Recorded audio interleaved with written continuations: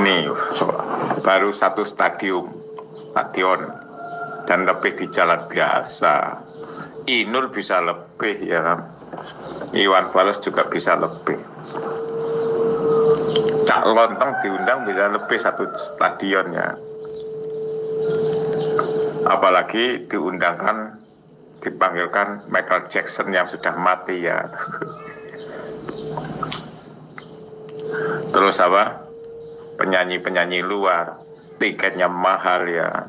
Bismillah, alhamdulillah, wassalatu wassalamu ala rasulillah Sayyidina Muhammad bin Abdullah wa ala alihi wa sahbihi wa man wala wala hawla wala quwwata illa billah. Rabbi syrah li sadri wa yassir li amri wa hlul 'uqdatam min lisani yafqahu qawli wasaddid lisani wahdi qalbi bihaqqi Sayyidina Muhammadin sallallahu alaihi wasallam.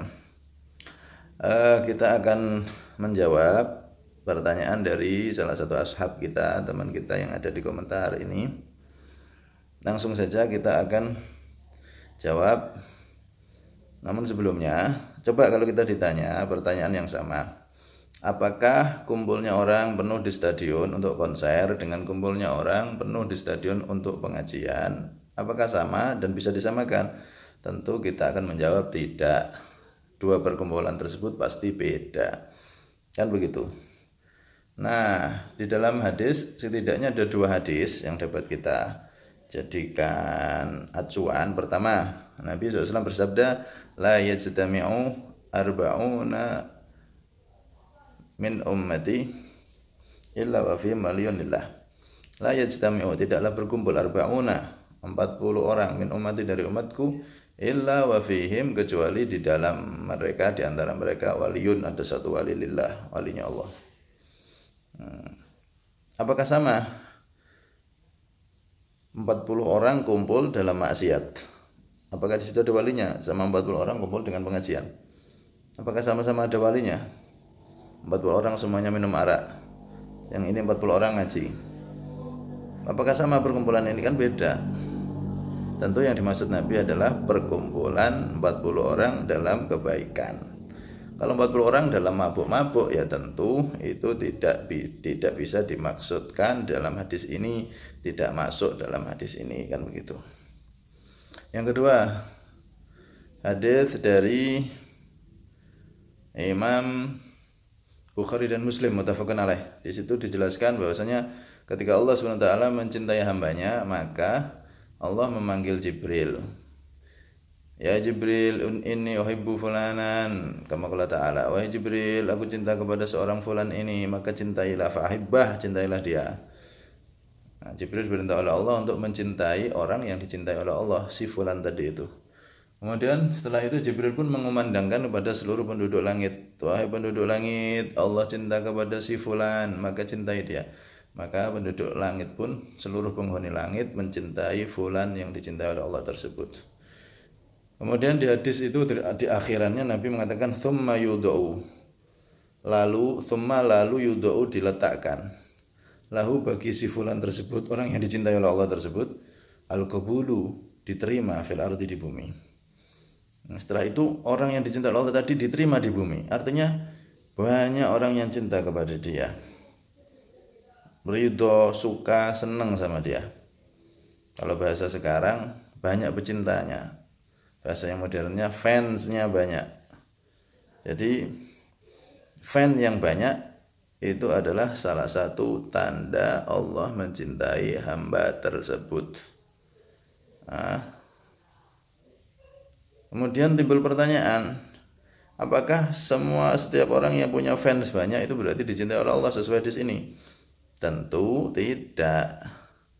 Yang dimaksud adalah orang yang soleh, yang ahli dakwah, yang ahli ibadah, yang ikhlas.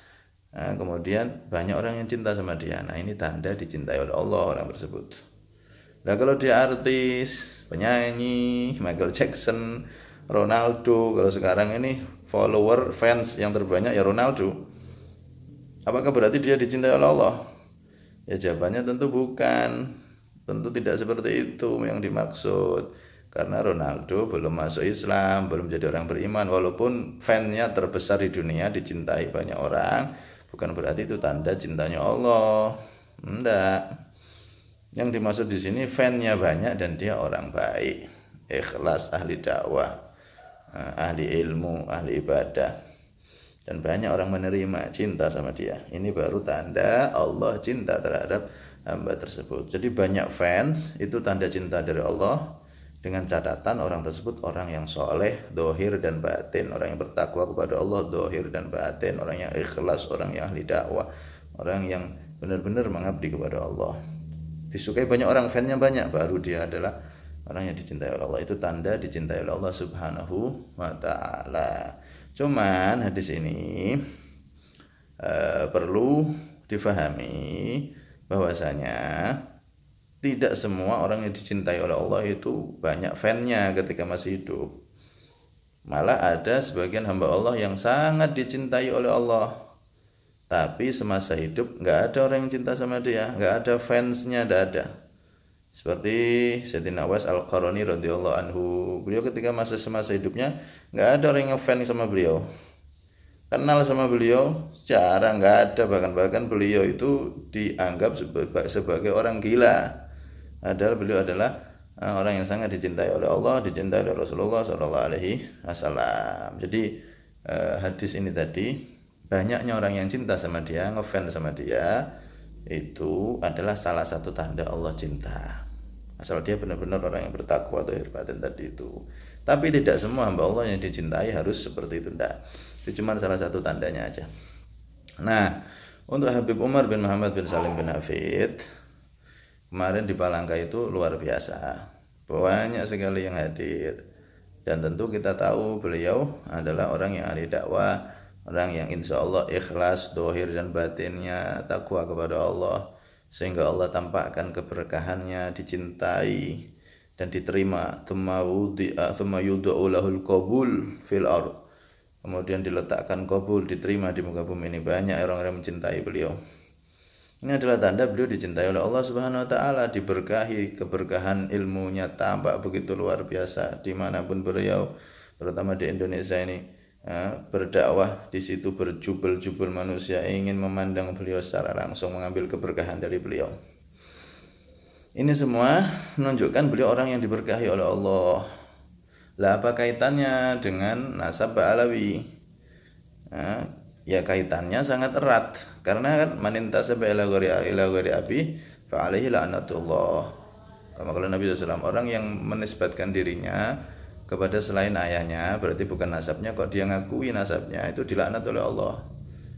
Itu nasab biasa, apalagi nasabnya Rasulullah. Habib Umar tahu beliau ini Ba'alawi, beliau tahu, sadar, dan beliau tahu kalau beliau keturunan Nabi melalui jalur Imam Ubaidillah bin Ahmad Al-Muhajir. Beliau akui itu. Nah, kalau memang nasab Ba'alawi ini palsu, otomatis beliau berarti kena laknatnya Allah, karena berdusta atas nama nasab, apalagi ini nasabnya Rasulullah SAW. Tentunya akan dilaknat, dan kalau sudah dilaknat tidak akan tampak keberkahan pada dirinya. Wong dilaknat sama Allah kok. Buktinya kan tidak. Habib Umar ini kemarin berkunjung ke Indonesia itu sebagai jawaban langsung dari Allah. Allah tampakkan betapa berkahnya Habib Umar, ilmu beliau, dan itu menunjukkan bahwasanya beliau nasabnya memang asli. Sebab kalau nasabnya palsu alias beliau pendusta, tidak mungkin keberkahan yang tampak begitu besar seperti itu. Itu tanda beliau termasuk orang yang dicintai oleh Allah. Semuanya pengen lihat beliau. Bahkan kemarin kita di Palangka itu ada yang dari Kaltim, perjalanan 2 hari 2 malam, capeknya luar biasa. Terus duduk di depan panggung dari pagi sampai malam, duduk di situ. Panas, hujan, dengan khusyuk tetap duduk di situ menanti kedatangan Habib Umar, yang mana beliau datang setelah hampir Isya. Setelah Isya itu baru beliau datang berserta rombongan Gubernur Kalteng. Tapi tetap mereka dengan sukarela cinta pengen lihat Habib Umar. Ini sudah begitu jelas Allah menampakkan keberkahan. Kalau pendusta nasab nggak mungkin seberkah itu, nggak mungkin. Begitu, bukan berarti ini berlebihan memuji Habib Umar dan Habib-habib yang seperti beliau, bukan. Tapi memang kita lihat sendiri, beliau ini termasuk orang yang dikatakan Nabi tsumma yud'u lahul qabulu fil ardh. Beliau termasuk orang yang insya Allah diterima di bumi, alias banyak orang yang cinta sama beliau. Menunjukkan beliau adalah orang yang dicintai oleh Allah Subhanahu wa ta'ala. Bukan berlebihan memuji beliau, bukan berarti orang yang dihadiri banyak pengunjung itu semuanya berarti adalah asli keturunan Nabi. Setiap ada ulama yang dihadiri oleh banyak orang itu berarti dia keturunan Nabi, bukan begitu. Seperti Imam Juwaini, imam-imam yang lain dulu ada riwayat-riwayat itu imam-imam ada yang kalau ceramah dihadiri 100.000 orang, padahal zaman dulu belum ada medsos dan lain-lain. Berarti mereka asli keturunan Nabi begitu? Ya tidak. Tidak seperti itu maksudnya. Maksudnya ini kan konteksnya kan Sadah Ba'alawi dianggap palsu. Kalau sudah palsu berarti orang dilaknat, tidak mungkin diberkahi. Buktinya Habib Umar salah satu Ba'alawi, ternyata sangat kelihatan keberkahannya, berarti menunjukkan ini asli begitu. Nah, jangan salah paham. Intinya kumpul begitu banyak manusia dalam keadaan baik mengaji dengan konser ataupun pertandingan bola dan lain-lain tentu beda, tidak bisa disamakan. Wallahu a'lam bishawab.